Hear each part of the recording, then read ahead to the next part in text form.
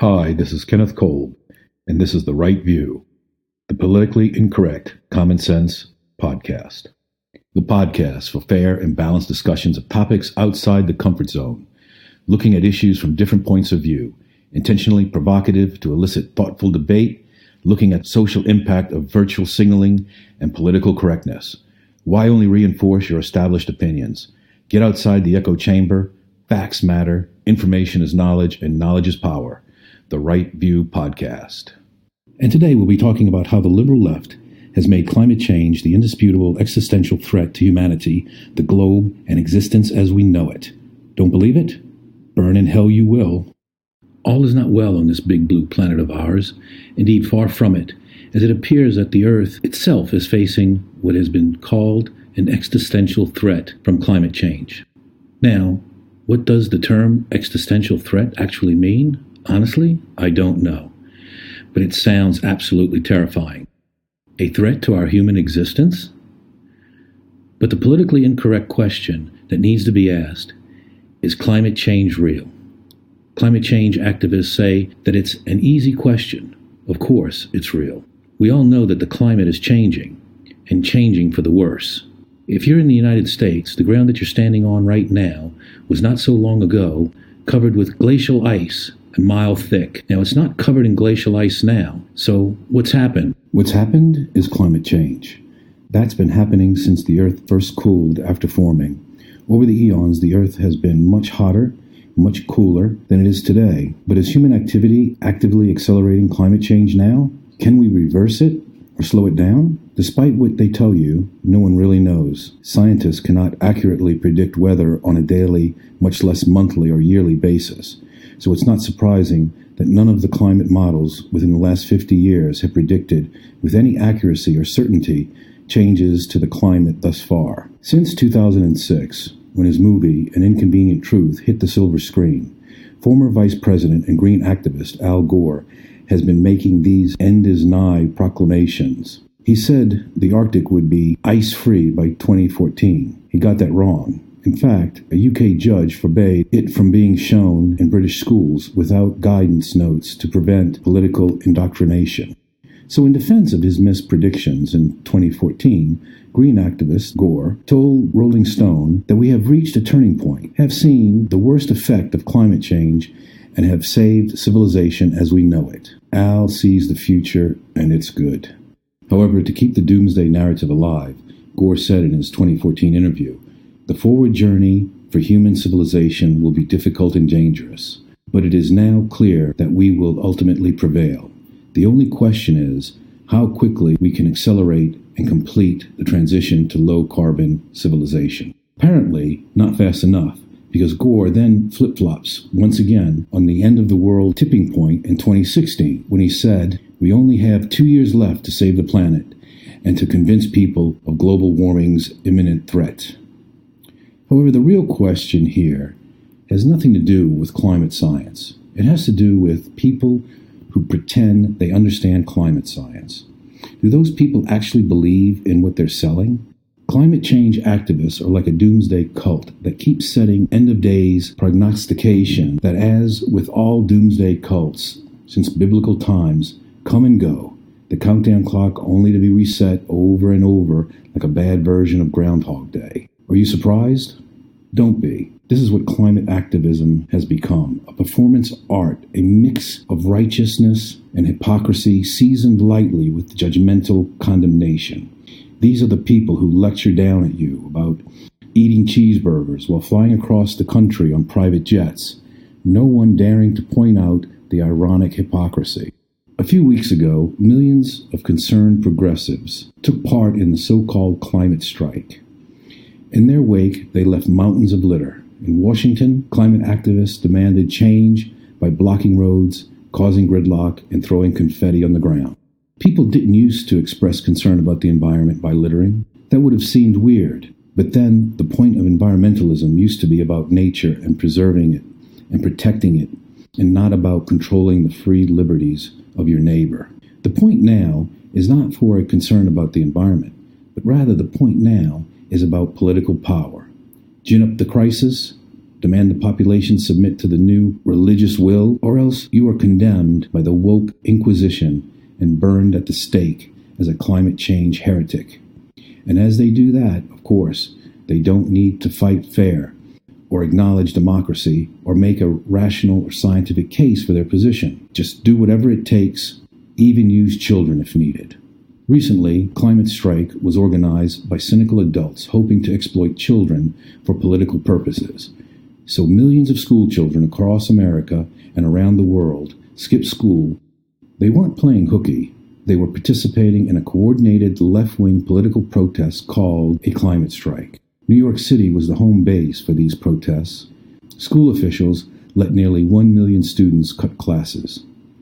The mainstream media portrayed the strike as being led by kids.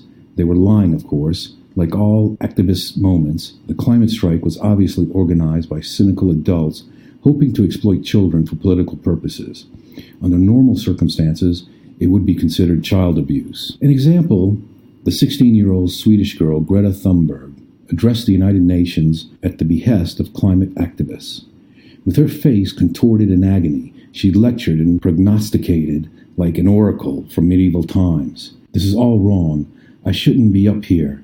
I should be back in school, on the other side of the ocean. Yet you all come to us, young people, for hope. How dare you? You've stolen my dreams, my childhood, with your empty words. We are in the beginning of a mass extinction, and all you can talk about is the money and fairy tales of eternal economic growth. How dare you? If you really understood the situation and still keep on failing to act, then you will be evil, and that I refuse to believe. Her basic message? You stole my childhood. Do what I want you to do, or else you're evil. How do you respond to statements like that? The truth is, you can't respond. And of course, that's the point. When you use children to demand power, they become a kind of human shield. You can hide safely behind them. No one can criticize you. Never mind that thousands of children are living in emotional stress, fearful that the world is truly going to end in 10 years. This is truly child abuse on a grand scale. But who would do something that unscrupulous? Anyone who would do that is someone who is truly evil. But that's exactly how Mao Zedong executed the Chinese Cultural Revolution. It was the Red Guards, a mass student-led parliamentary social movement defined as an armed revolutionary youth organization, armies of youth that had appeared in almost every school in China, that Chairman Mao, the Red Commander-in-Chief of the Red Guards, directed them to attack the four olds of Chinese society: old customs, old culture, old habits, and old ideas. The youth turned on their parents, destroyed, burned, and defaced statues, books, and art, with the most gruesome aspects of the campaign including numerous incidents of torture, murder, and public humiliation, conducting cultural reprogramming, and murdering tens of thousands of people. But when faced with an existential threat, you need to conduct a cultural purging on such a grand scale to create a phoenix-type intellectual cultural rebirth. Yes, it's justified. The lie is that the climate strike wasn't about the environment. It wasn't. The main goal of the protesters in this country is to implement Alexandria Ocasio-Cortez's Green New Deal. Her former chief of staff conceded had nothing to do with protecting nature. He said, "We really think of it as a how do you change the entire country thing." To garner the most advantage possible, the left is now merging their two most popular talking points, racism and climate change, creating new preposterous crises, and are now fighting the righteous cause of environmental racism, an exercise in sweaty moral posturing. What we are seeing is not environmental activism, but actually the West's cultural revolution.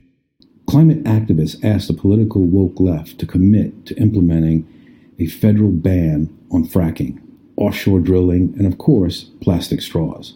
Banning straws is mindless and annoying. But if you really cared about plastic pollution, you'd punish China for dumping it in the oceans. But banning all fracking, that's just demented. The energy sector is the single most successful part of the American economy. It's one of the only things propping up our trade balance. Fracking, along with natural gas, has made the U.S. energy self-sufficient, making the need for military intervention in the Middle East unnecessary. and it's been a savior of last resort for rural areas devastated by globalization. But the woke climate change propagandists are a league of soulless demagogues bent on power at all costs. Details are irrelevant. All they see is the finish line. Ambition is a powerful drug. Non-believers are sinners in the hands of an angry climate god, as presidential candidate Peter Buttigieg would have you believe. He said, if you believe that God is watching as poison is being belched into the air of creation and people are being harmed by it, countries are at risk of vanishing in low-lying areas, what do you suppose God thinks of that? I bet he thinks it's messed up. At least one way of talking about it is that it's a kind of sin. You must shudder to think of the torment waiting you in the climate change version of hell. Imagine being lectured superciliously for eternity, wagging little fingers in your face for eternity while virtue bragging. It's enough to make you want to obey. Fortunately, the righteous woke fear no such judgment. The enlightened virtue-signaling climate change zealots, whilst lecturing down at you about belching poison into the air of creation, or sipping Perrier at 50,000 feet in a leased Gulf Stream. How can this be excused? According to the Associated Press report, environmental elites fly on climate-destroying private jets to their climate change expos. That makes sense. When it's convenient, they follow their own commandments. The rest of the time are happy to belch poison into the air of creation. No wonder the rich love climate alarmism. You are not allowed to drink from a plastic straw, but they get to keep their private jets. For them, it's all upside. It's not so great for everyone else. For poor people in the third world, it's going to be especially tough.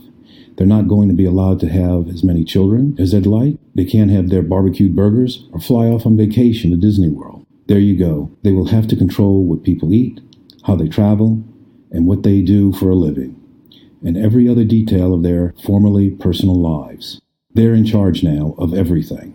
That's the message. Suddenly you realize none of this has much to do with the environment and saving the planet. That shouldn't surprise you. The environmental movement itself has given up on the environment. Look around the U.S. Sanctuary cities are getting dirtier and more overwhelmed with drug addicts and homelessness every year, whilst paying the highest tax rates in the nation to subsidize wind and solar power projects.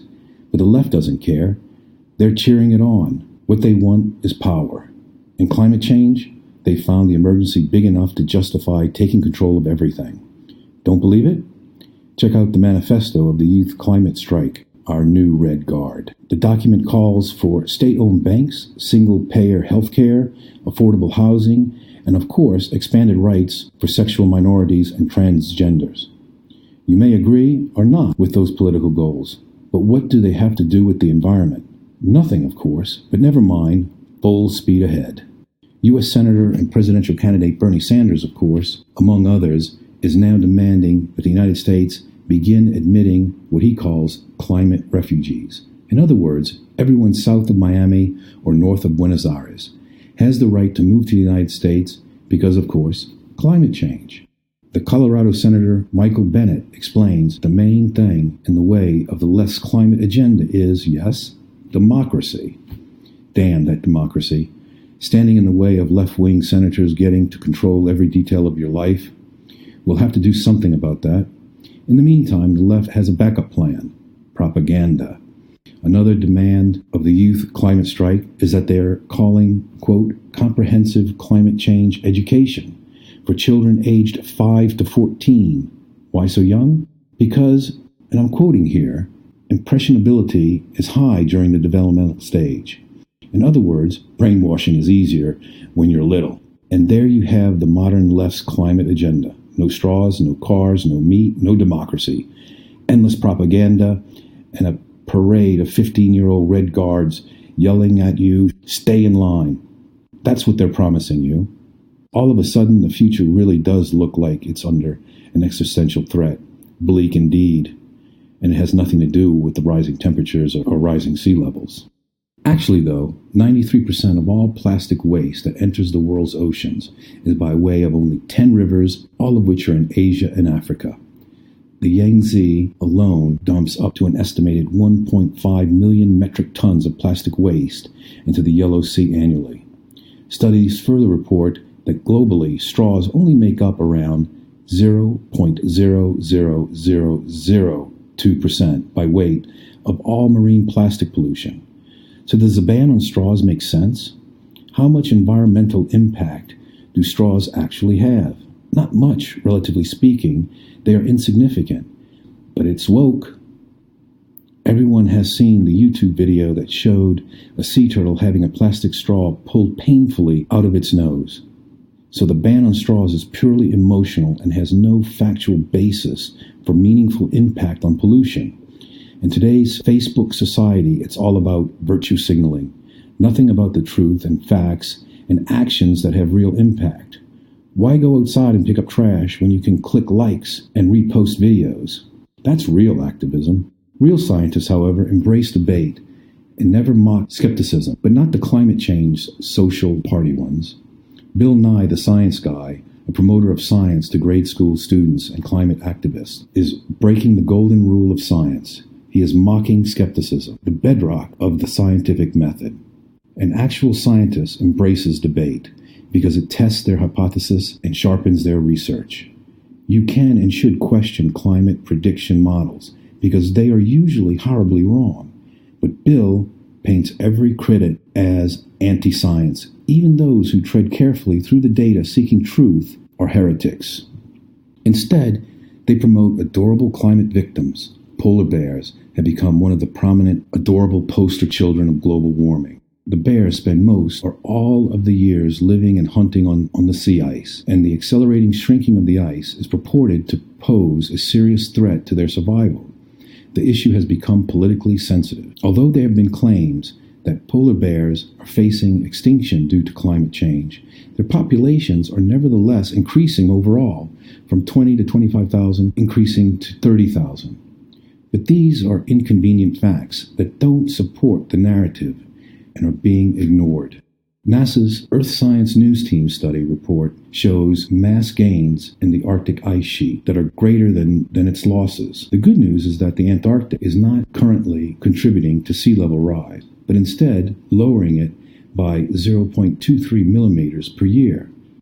The thinking at NASA was once glaciers start retreating, nothing's stopping them. But scientists have found that it's just not true and have had to readjust their assumptions.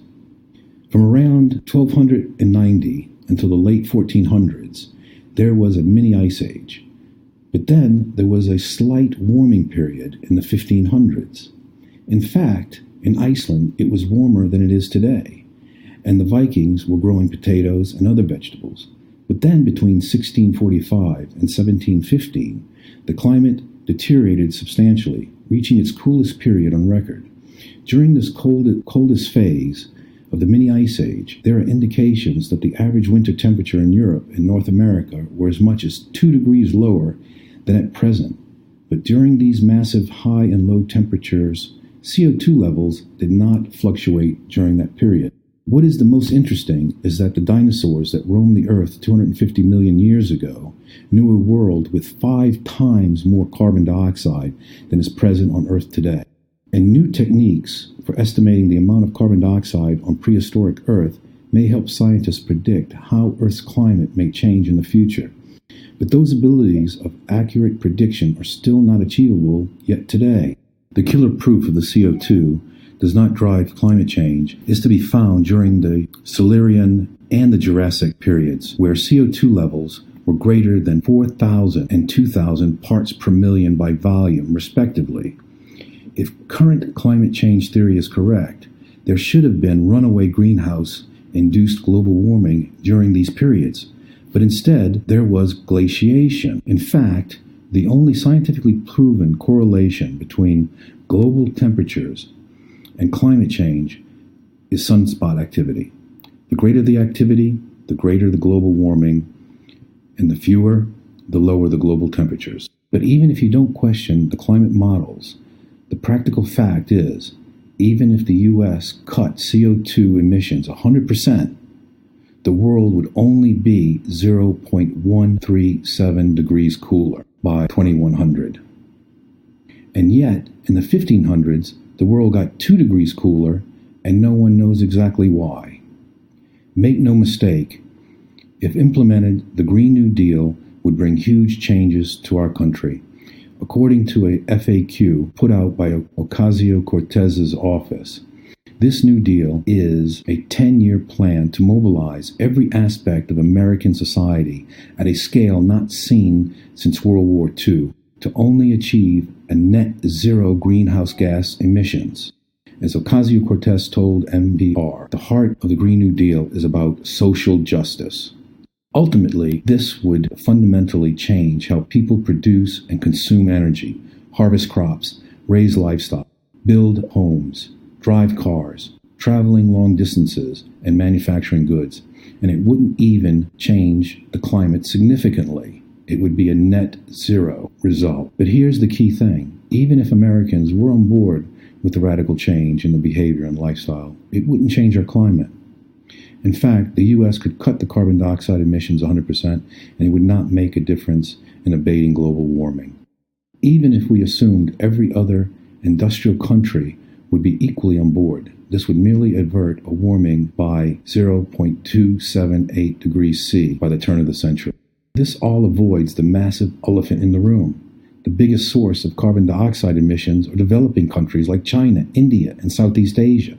But while one of the priorities of the Green New Deal is to make the U.S. a lead exporter in green technologies, assuming developing countries will forego cheap, abundant carbon dioxide emitting energy for more expensive, intermittent sources is pure fantasy.